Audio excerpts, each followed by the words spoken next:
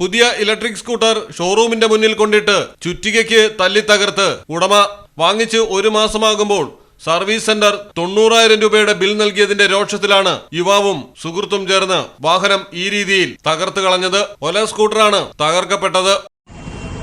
Scooter customer को लिए 1 महीना हुआ था भाई, और कंपनी वालों ने सर्विस सेंटर वालों ने 90,000 का बिल बना दिया 1 महीना का लिए ठीक करने का। तो कस्टमर ने दुखी होकर परेशान होकर टंगा कर ओला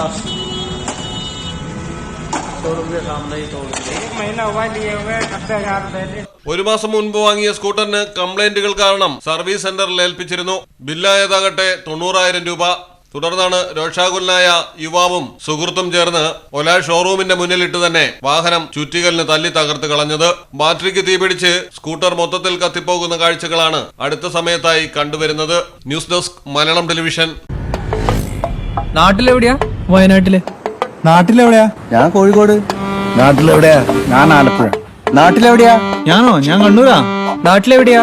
എന്റെ വീട് പാലക്കാട്. നാട്ടിലെവിടെയാണേലും കാലാവസ്ഥ എന്താണേലും സിമെന്റ് JSW കോൺക്രീറ്റ് HD തന്നെ. നാട്ടിലെവിടെയാ?